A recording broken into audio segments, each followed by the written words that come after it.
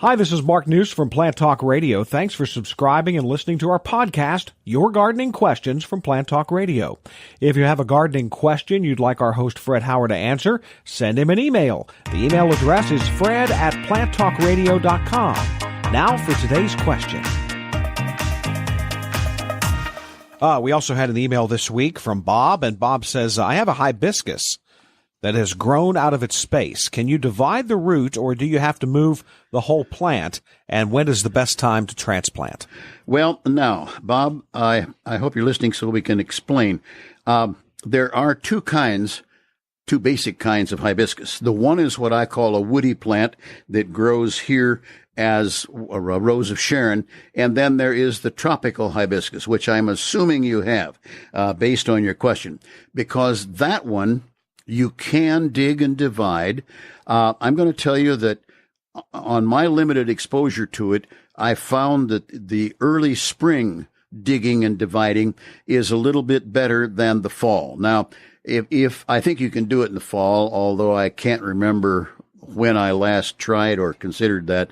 I think if you were to do it mid-August so it got settled in, let's see, they would be done. Yeah, I think mid-August to 1st of September. If you got it done right then, you'd be putting the plant back into warm soil, and it should recover fairly well. Now, it might look pretty puny and even die down because of it being perennial. But I think early fall and then very early spring would be the two answers on when. Yes, I think you can dig and divide it. Now, you're probably going to have to pull the plant, that is, lift the entire plant out of the ground.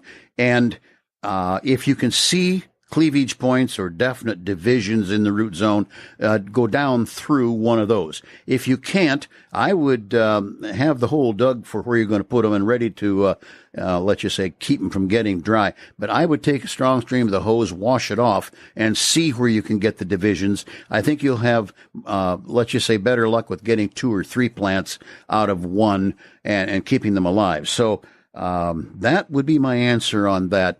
And the one thing I know you'll have to do is hold your breath in the spring.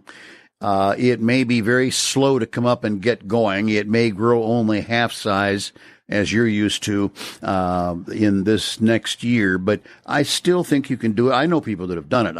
I was amazed one time. There was a step down stone wall facing west, so to speak, and the gentleman had, over the course of time, having purchased one of the hibiscus, he had a row of about 40 feet of hibiscus running down through there that was just absolutely magnificent. So it can be done.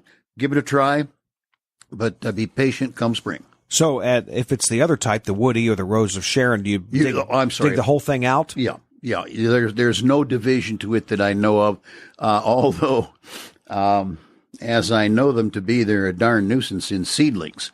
So you even if you destroy the plant, there'll be enough seedlings for you to dig and move come following years. As a matter of fact, my neighbor had one.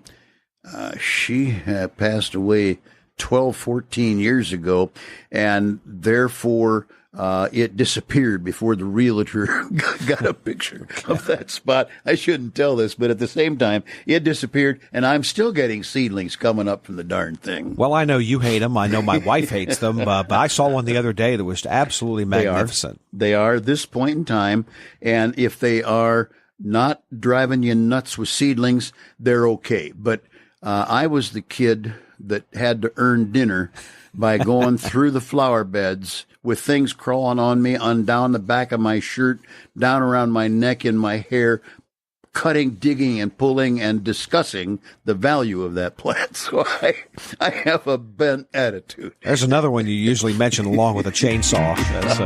That's right. Or a sharp spade, one or the other. Hey, thanks again for listening to our podcast. Be sure to subscribe to our other podcasts as well, the Plant of the Week podcast and the Plant Talk Radio podcast, all on iTunes or your favorite podcast player. If you'd like to sponsor a daily podcast, contact us at fred@planttalkradio.com. To find out more about Fred Hauer and Plant Talk Radio, visit our website, planttalkradio.com. Circle270media.com